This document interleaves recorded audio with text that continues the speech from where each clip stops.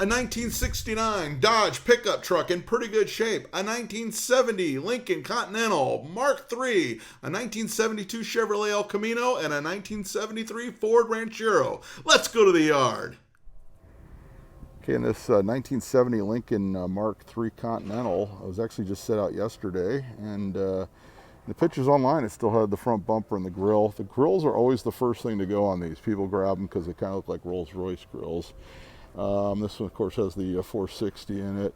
Naturally, it's fully loaded, but it's a triple black Mark III. This is kind of like one of those bucket list cars for me, actually. I've never owned a Mark III. I've owned Mark IVs and Vs. My dad had a Mark III. Oh, sorry, this isn't triple black. It's got burgundy interior, but it does have the black top, black body. My dad had a triple white Mark III when I was growing up, and I always loved that car. I just thought it was the most amazing car. And I always liked the little lights up here on the kind of like on the roof there, right above the windshield, and the cool gauges on these cars. But this one's already got to the steering column. The seats weren't that great. Like I said, these cars aren't like super valuable. They're starting to get to the point where people are going to start restoring them. But I mean, super nice ones aren't terribly expensive. They're like a relative bargain when you consider what other cars of this era are going for, some of them. But yeah, was it somebody's project? Probably not. It looks like it was abandoned fairly long ago. Looks like there's lots of parts in here and things. Maybe somebody was going to get to it someday and they never did. Who knows?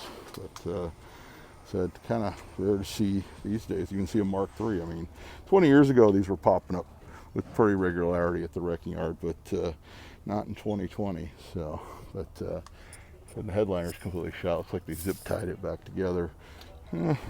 Something someone would have restored? Probably not, but lots of good parts, and it's relatively dry. So I'm sure some Lincoln guys will be coming out here and snagging a lot of this stuff. Here's one I'm kind of amazed is out of. This is a 1969 Dodge D100 pickup.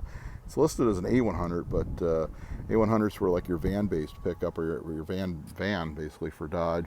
Looks like it had a built motor with like a 4-barrel on it, which is like the 4-barrel's long gone. But this thing didn't look like it was too bad. I mean, pre-smog pickup trucks, I mean, they're kind of getting kind of pricey there. This one, the bottom of the corners of the fenders aren't bad. The corner of here of the cab isn't bad, and looks like it has a dent, most likely from the forklift. It's got a farm bumper. I'm not going to go back there because there's that big puddle, but coming on the interior, looks like it was all there. Someone's already pulled the tank out to get to the sender unit. This was a 4-speed model, probably with a granny gear, would be my guess. But man, doors are good. The grill was a little bit bent up, but nothing terrible. There wasn't any like real body damage on this one. It's got the reflectors. It looks like it was towed in by the sheriff's department, so it probably went through a tow auction. But who knows how nobody grabbed this thing, because it's pretty well rust-free, and kind of amazing to see it out here at the wrecking yard. This one sort of slipped through the cracks, if you will, because for sure, I'm sure someone would have done something with this, because it's pretty well rust-free. Actually, I went around the back. The tailgate's a little rusty, but other than that, the rest of the body's actually in really good shape. Okay, this is another one that just arrived yesterday. This is a 1973 Ford Ranchero, so it's also pre-smog. This one didn't look like it was too bad, which is kind of surprising that it wound up out here, because people are looking for these pre-smog Rancheros and El Caminos and things like that. This one's got the 429 in it. You can see the emissions decal right there on the valve cover. Carburetor's already gone, and someone pulled apart the distributor. But looks like probably when it rolled in here it was all there. And then looking under there, look, it's not rusty at all. Rockers are good. A little bit on the door here. There's a little spot of rust. And someone's already gotten here and yanked the dash apart, ripped the instrument cluster out, and looks like they left the pad there. The pad's probably destroyed. I'm not going to go rifling through there.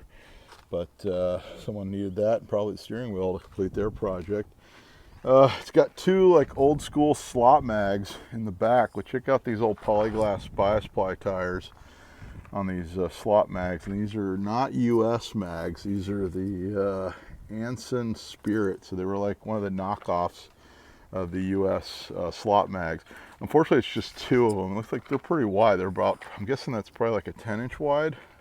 It's definitely not an 8-inch wide. That's like a 10-inch wide. I wish the fronts were with it, because I'd totally grab them just to have like an extra set of like Ford and Chrysler bolt pattern mags. But you know, those are pretty crusty, and they would need to be cleaned up. Let me show you the other slot mag that was in there.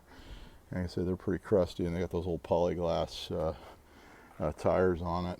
Yeah, really wish the rest of the other 2 were with it, a set of fronts. But this thing wasn't too bad. I mean, someone might have actually done something with this, especially a 73, especially being pre-smog. Because in the state of California, that's kind of like gold now, to have something that's like pre-smog and something you can actually do something with. Coming along on this side, let's see here. So it's got the sliding rear window, which was I'm guessing that was an accessory back in the day. I don't think that was like a Ford installed item. But and another shot of the interior. Let's see how the dash pad was. It had a crack in it. There's a crack in it down there.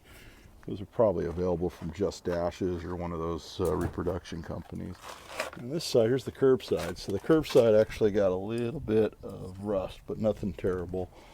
You know, something that might have been saved, I think. You know, definitely whoever had this should have probably put it on Craigslist or on Facebook Marketplace instead of just calling the junkyard with it, because someone actually probably would have saved this car, truck, or whatever it is. Is it a car? Is it a truck? You let me know in the comments.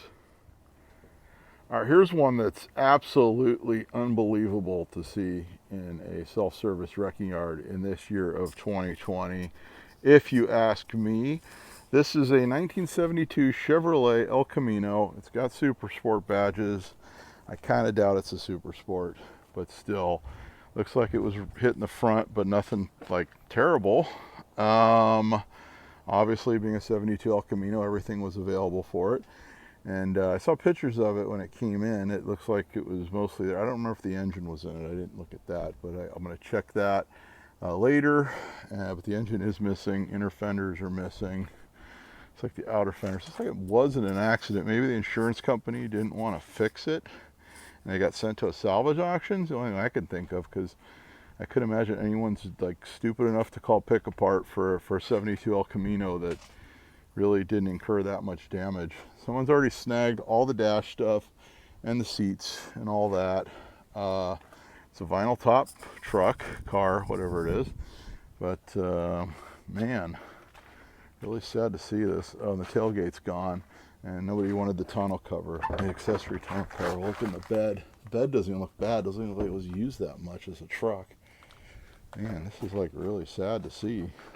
Someone's grabbed the tail lights, and like the rest of the body wasn't bad. I mean, the front fenders, the whole front clip stuff, that's all available, which it's amazing. Like, I'm guessing, if you ask me, it was wrecked and the insurance didn't want to bother with it because it was a 1972 and maybe paid the guy off. But man, even then with a salvage title, I would assume like someone would have picked it up from Copart and at least put it back together as like a cheap project, because I mean, I know the wrecking yard doesn't pay that much money for these. Again, really sad to see a 72 El Camino. I mean, something that is actually very desirable lining up here at the self-service yard. Okay, that's the cars we have for you on volume 18 of WTF Is That Doing in the Junkyard. I'm going to be doing more videos on the Maverick that I picked up. If you watch my last video, I bought a 1970 Ford Maverick and a 1968 Cougar, and I still haven't done a video on the Cougar, so I'm going to be doing a video on that at some point as well. We're going to be getting the Maverick ready for Lemons Rally, hopefully, fingers crossed. It actually had a plugged thermostat housing, which is kind of scary considering they were using it for movies. But what's weird is they actually did the brakes on it. So we're going to do a whole video on that. And big news, it actually looks like it might be the car that was used in Fear and Loathing in Las Vegas with Johnny Depp and Benicio del Toro driving it at the beginning of the movie. Of course, most people, when you think of the movie, you think of the Caprice or the Eldorado that's in the movie. But this car looks like it was, very good chance it was the car in the movie. It was definitely the car used in Modern Family, the TV show, the character Dylan.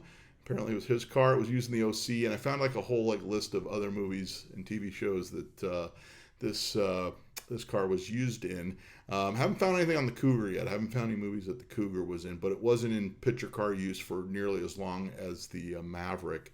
As soon as car shows start happening, we're going to be doing that. As soon as we find out more about some of the emissions law bills, hopefully there'll be some news about that coming up.